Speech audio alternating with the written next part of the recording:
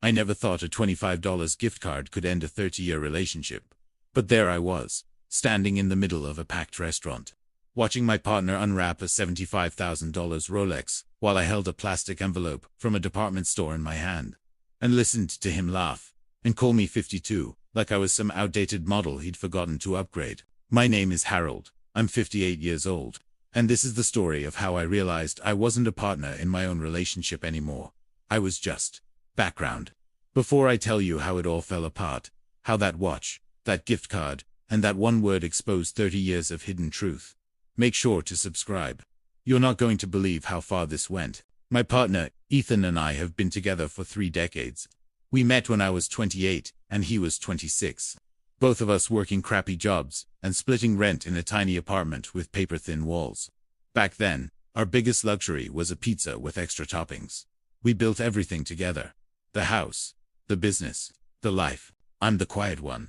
I handle the boring, stable stuff: mortgage, bills, retirement accounts. Ethan's always been the flashy one. He loves attention, loves showing off, loves being in the center of any room. I never minded. I thought that was part of the balance. He shines, I support. About 5 years ago, our small logistics company took off. We landed big contracts, hired staff, and suddenly, the numbers in our accounts didn't look real anymore. Ethan stepped into the public role meetings, networking, client dinners, and I stayed in the background, making sure the business didn't collapse. Around that same time, Ethan started changing. New clothes, designer shoes, teeth whitening, laser skincare. We were still sharing a bed, but it slowly started to feel like I was sleeping next to a stranger who happened to know my Wi-Fi password. I tried to tell myself it was just midlife stuff. People buy stupid cars and dye their hair when they hit their 50s. I didn't think it meant anything. Until our 30th anniversary. Ethan insisted on planning everything. "I've got it," he said, grinning. "You've carried us for years. Let me spoil you this time." Those words meant a lot to me. I've always been the one in the background. Hearing him acknowledge that, I let myself believe maybe he still saw me, still appreciated me. He booked a high-end restaurant downtown, the kind with soft lighting, live piano, and prices they hide behind market value notes on the menu. When we arrived, I noticed something odd. There were more people than I expected. Not just close friends, people from his new crowd, clients, stylists, his personal trainer. They all greeted him like he was some celebrity. To me, they just nodded politely, like I was a footnote. We sat at the head of a long table. Ethan was in his element, telling stories, making everyone laugh. I watched him and tried to ignore the little twist in my stomach every time he introduced me with, "This is Harold. He's old school. Doesn't even know how to use TikTok." It was supposed to be a joke. Everyone laughed. I laughed too. Then dessert came out, and with it, the gifts. One of the clients stood up with a big smile. "Ethan, we got you something to mark the big 3-0. He opened the box, and I swear the room got quieter. Inside was a Rolex. Gold, heavy, too shiny to even look real. 75 grand at least. Someone murmured. Ethan's eyes lit up. "Oh my God, you guys are insane." He slipped it onto his wrist like he'd been waiting his whole life for it. Everyone clapped. Toasts were made. Pictures taken. Then Ethan turned to me, grinning. "All right, old man. Your turn. We didn't forget you." One of his new friends handed me a small white envelope. I smiled, trying to ignore the size difference between my gift and his. I opened it. Inside was a $25 gift card to a chain store I don't even shop at. There was this weird, awkward silence around the table. A few people shifted in their seats. One person coughed. "Wow," I said, forcing a laugh. "You guys shouldn't have." Ethan laughed loudly and clinked his glass. "Come on, Harold. Don't look so serious. You're not as complicated as Meek. Give the old guy a gift card and he's happy, right?" Someone chuckled nervously. I swallowed. "It's nice. Thank you." That's when he said it. "Hey, at least they remembered you," he joked. "Let's be honest. You're like a asterisk 2010 Honda in a room full of Teslas. You're 52 at best." He smirked. Running, but outdated. The whole table went quiet. A couple of his old friends looked down. One guy actually winced. I felt my face heat up. Not from embarrassment, from something else. A kind of cold realization. Because in that moment, it clicked. He didn't see me as his partner anymore. He saw me as less important, less valuable, less worthy. And the worst part, I saw something in his eyes I hadn't seen before. Not love, not respect, but boredom. And that was the moment I realized. The Rolex, the gift card, the 52 comment. They weren't just a bad joke. They were a message. I just didn't know yet how deep that message went or how much he'd already decided I didn't deserve. After that humiliating moment at the restaurant, the rest of the anniversary celebration felt like I was floating outside my own body. Ethan went right back to laughing with his new crowd, flashing that $75,000 Rolex like he'd won some kind of prize for outgrowing me. Meanwhile, I sat stiffly at the end of the table, fingers curled around that cheap plastic gift card as if it were evidence of something I'd been ignoring for too long. At one point, one of Ethan's newer friends, a guy named Ashton, mid-30s, gym body, teeth too white to be natural, slid into the chair beside me. "You okay, man?" he whispered. That joke was rough. I forced a smile. "I'm fine. Ethan's been drinking," he said quickly, as if excusing it. "He gets louder." It wasn't the volume that bothered me. It was the truth behind it. Ethan hadn't slipped. He had said exactly what he meant. When the night finally ended, Ethan was glowing. Not from alcohol, he barely drank anymore. Something about keeping his skin clean, but from attention, from admiration, from the way people looked at him like he was some rising star. We walked to the car in silence. He jingled his keys dramatically, the Rolex catching every bit of the streetlight. "Big night, huh?" he said, grinning. I nodded. "Yeah." He noticed my tone. "Oh, come on, Harold. Don't be like that." "Like what?" I asked softly. "Sensitive," he said. "It was a joke. Lighten up. Calling me 52 wasn't a joke," I said, "and you know it." He rolled his eyes. "You take everything so seriously." "It was just a bit. And the gift card, come on. It's funny. I get a luxury watch. You get a $25 card. That's comedy." I looked at him, feeling something inside me crack. "Is that how you see me now?" As a punchline, he stopped walking and looked directly at me. "Harold, don't start. You know how I am." That was the problem.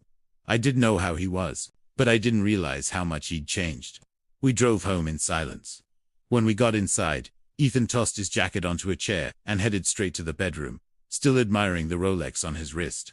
I went to the kitchen, sat at the table, and stared at the gift card. $25. Not even enough for a proper meal for two. Not enough to show thoughtfulness.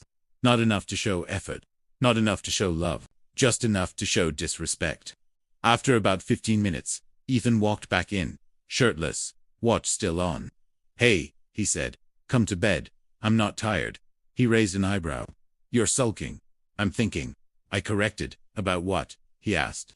"Harold, it's just an anniversary. We have 1,000,000 of them. Why are you making this so dramatic? 1,000,000 of them. We had 30 years of loving him, supporting him, building with him and to him. It was just another night." He sat across from me and sighed. "Look, I know you feel left out sometimes. But I work hard, okay? And people admire me. That's not a crime. I'm not upset about people admiring you," I said quietly. "I'm upset that you don't anymore."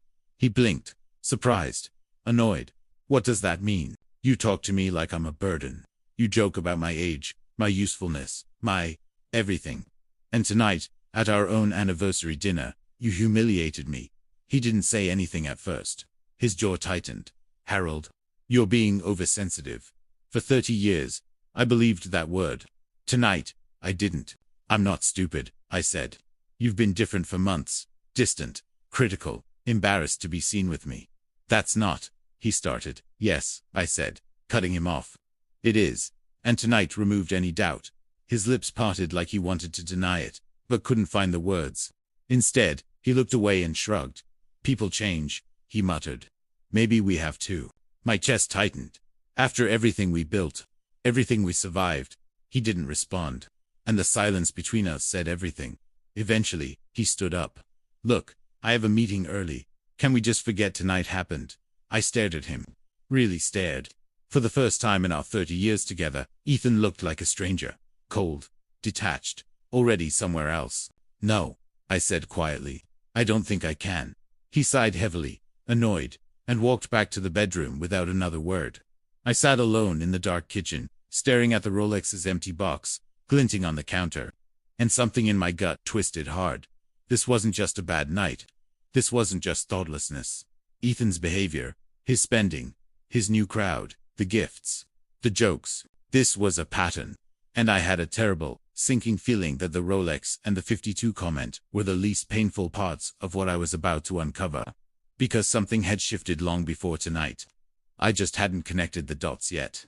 The morning after our anniversary disaster, I woke up alone. Ethan had already left for his meeting, which lately was his excuse for anything gym sessions. Long lunches, networking drinks, disappearing acts that stretched into the night. I used to trust him because that's what 30 years of love teaches you to do. But now all those meetings felt like locked doors I'd suddenly been shut out of. I shuffled into the kitchen, and there it was, on the counter again, the empty Rolex box, glinting like a reminder. Beside it lay my pathetic little gift card, still in its plastic sleeve. It felt symbolic. Him, luxury, admiration, status. Me, convenience store afterthought. I made coffee, but it tasted wrong. Bitter, or maybe I was bitter. Hard to tell the difference anymore. At 10 a.m., my phone buzzed. It was my niece, Jenna. "Hey, Uncle H, I'm in the area. Mind if I stop by? I needed the company." I texted back, "Sure, doors open." While waiting, I grabbed my laptop to distract myself. But when I opened the browser, I noticed something strange. A tab was already open. Ethan flight confirmation. 1 passenger. Destination, Miami date. This weekend. My heart thumped hard. Ethan hadn't mentioned a trip. We always traveled together. Always. In 30 years, he had never booked a solo vacation. But there it was. Paid in full. Under his name. I scrolled. Checked the hotel reservation. The details made my stomach lurch. 1 king suite. Reservation for TWO guests. 2. Not me. A cold wave washed through me. My hands trembled. I clicked the show additional traveler info button, half expecting, half terrified to see a name. Instead, it showed name provided at check-in. Anonymous. Hidden. I stared at the screen, feeling my chest tighten. I knew things were bad, but this, a secret trip. A second guest. A private suite. I wasn't stupid. I wasn't young, but I wasn't clueless either. The signs were all there. I just hadn't wanted to see them. The doorbell rang. I wiped my face and opened the door for Jenna. She stepped inside, cheerful as always, then paused when she saw my expression. "Whoa, why do you look like someone ran over your cat?" I managed a small smile. "Rough night. Anniversary," she asked. "How'd it go?" I almost laughed. "Disastrous." We sat at the table, and I told her everything. The Rolex, the gift card, the 52 comment, the distance, the weird crowd, the Miami trip. Her eyes widened more with each detail. "Uncle H, that's not thoughtlessness. That's cruelty, I know. And the trip, that's not nothing." I nodded. Jenna leaned forward. "Can I be honest, please? I never liked Ethan's new vibe. He acts like he's 25 again, like he's chasing something. And you're alive, you're loving, you're loyal. But he's acting like he's outgrown all that." Her words hit harder than I expected. Outgrown. Like I was a phase he'd moved past. Before I could respond, my phone buzzed again. "Ethan," calling. My stomach flipped. "Answer it," Jenna whispered. I put it on speaker. "Hey," Ethan said casually. Background noise clattering behind him. "You up?" Jenna raised an eyebrow. "You up? After 30 years?" "I'm up," I said. "Cool. Listen. Tonight, I'm going out with the guys. Work stuff. Don't wait up." Jenna's eyes went wide. I swallowed. "Okay. And Harold." His voice shifted lighter, dismissive. "Try not to mope today, okay? Last night was awkward. Don't make it weirder." My chest tightened. "I'm trying." "Good. Anyway, gotta go." Suddenly, another voice came through the speaker. A voice that was not one of his coworkers. You don't forget a tone like that, playful, intimate, young. "Ethan, baby, come on, just 1 sec." The man's voice said, laughing. "We'll be late." My blood froze. Jenna slapped a hand over her mouth. Ethan went dead silent. Then, "Oh, that's just someone from the team," he said quickly, forcing a laugh. "Anyway, I'll see you tonight." He hung up before I could speak. Jenna stared at me, jaw dropped. "Uncle Harold. That wasn't a coworker." "That was, I know," I whispered, voice barely steady. "I know." The room felt smaller. My heart felt heavier. The truth was slamming into me from every direction. I'd spent 30 years believing we were partners, equals, soulmates. But Ethan, he'd already left our relationship long before that dinner.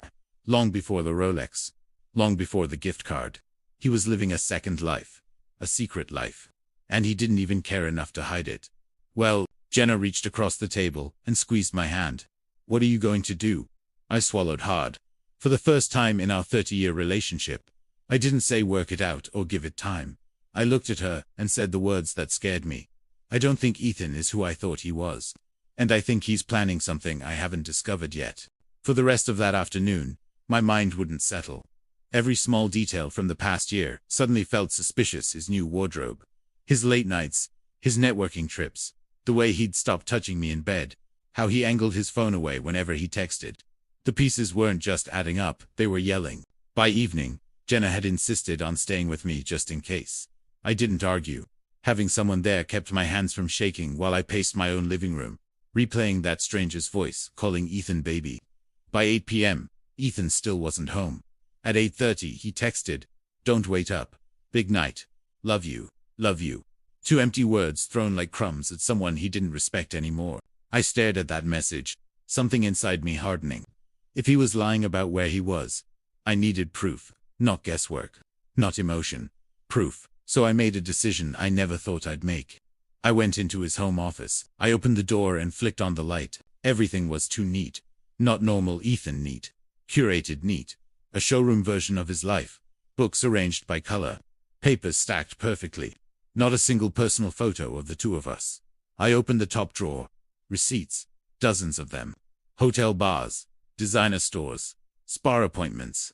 Restaurants we never went to together. All dated within the last 3 months. I pulled out a few, laying them on the table. One receipt hit me square in the chest. 2 glasses of champagne. The Paragon Hotel. 1 room key issued. 2 guests. The date. The same weekend he told me he was at a work retreat. My hands trembled, but I forced myself to keep going. The second drawer held something worse, something far more personal. Photos. Not of us. Of Ethan, with different people. Younger men.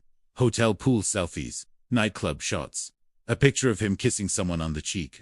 Someone who definitely wasn't me. My heart cracked like glass. He hadn't just drifted away. He'd already replaced me in his private life.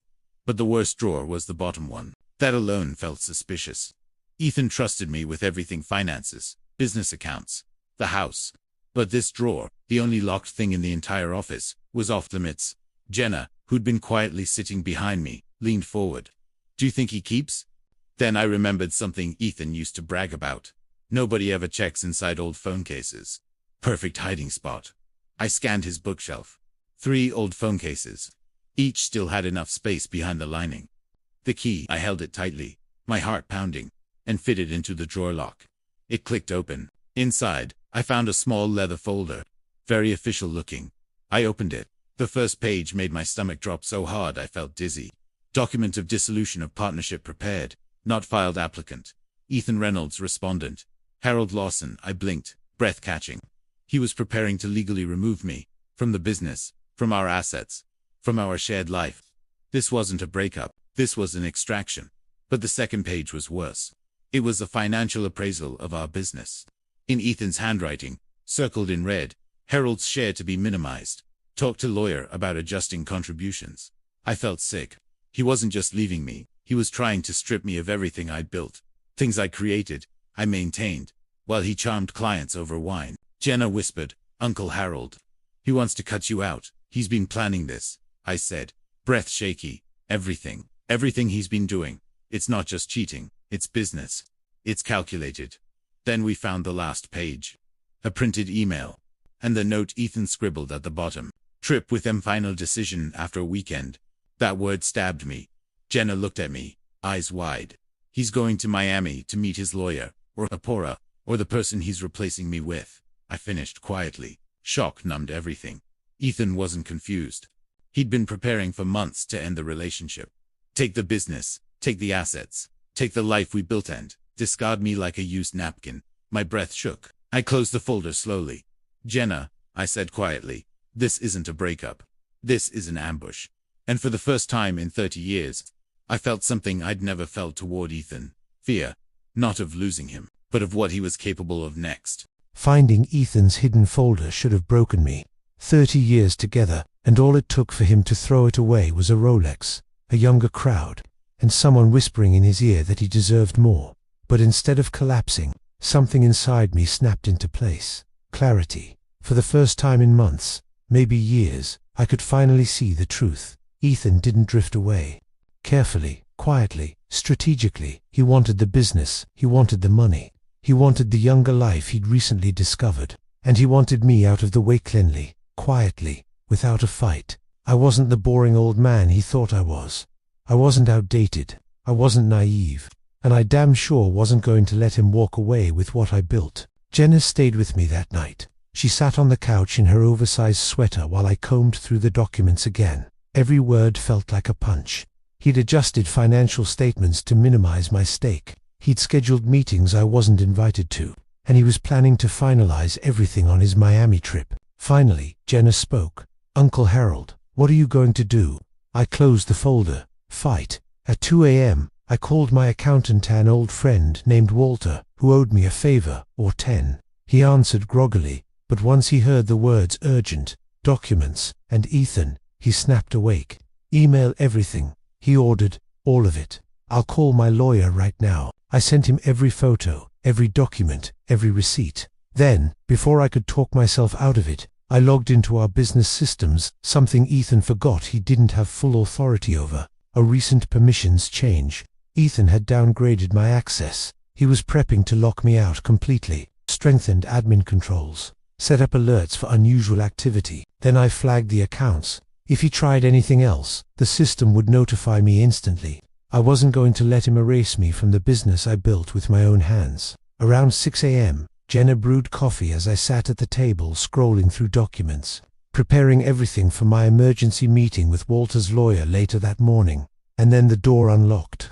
Smelling of kola, not his usual kind, but something sweeter, younger. He froze when he saw Jenna. "Oh, you're here." She didn't respond. She didn't have to. Then he turned to me, face tense. "What's going on? Why are you up so early?" I held my ground. "We need to talk." He sighed dramatically. "Not this again." "Sit," I said. Something in my voice made him listen. He dropped into the chair across from me, arms crossed like a sulking teenager. I took a breath. "I know about the trip," I said. His eyes flickered. "What trip?" "The Miami one. 4-2. And I know about the partnership dissolution papers, and the receipts, and the meetings, and the hotel rooms, and the fact that you've been cheating on me for months, maybe longer." Jenna flinched at my bluntness. Ethan did too. For the first time, the mask slipped. The charm drained from his face, replaced by something colder. "So what?" I repeated. 30 years, Ethan, that's the problem," he snapped. 30 years, Harold, I'm suffocating. I'm bored. I want something new, something exciting. You don't even try anymore. "I didn't know I was in a competition," I said quietly. "You should have known." He barked. "You've gotten older, slower. You make everything serious." "I'm still young, Harold. I still have a life to live." I stared at him, and I was just supposed to disappear. Silence spread between us like poison. Then he said, a line he'd probably rehearsed in his head. "Let's make this easy. You take your sentimental stuff, and I take the business. We part ways peacefully." He thought he could walk into my home, into my life, and demand half my existence like it was nothing. His head jerked up. "What do you mean, no?" "I mean I'm not rolling over. Not for you. Not for your little midlife fantasy. Not for the person you're sneaking around with." His face reddened. "You have no proof." "I have everything," I said, sliding the folder across the table. "Receipts, documents, photos, your attempted financial manipulation, your hidden lawyer, your dissolution forms." He flipped through it, hands trembling, expression shifting from annoyance to fear. You took these," he stammered. "No, Ethan, you left them for me." His lips parted, but no words came. "You planned to leave me. You planned to take the business. You planned to take the money. You planned to replace me. And now," I said calmly, "I'm planning to take my life back." By noon, Ethan was served papers of my own prepared by Walter's lawyer. I filed for separation. I froze the accounts. I locked him out of the business he tried to steal, and I reported the financial misconduct. The Rolex didn't help him. His charm didn't help him. His younger crowd didn't help him. Everything he tried to take slipped right through his fingers. A week later, Jenna and I sat on the porch as movers hauled Ethan's things out of the house. She nudged me gently. How do you feel? I breathed in deeply. Lighter, I said. Because in the end, I didn't lose a partner. I lost a man who had stopped loving me years ago, and what I gained, my dignity, my clarity, my life. Ethan got a $75,000 Rolex. I got my freedom, and honestly, I came out richer.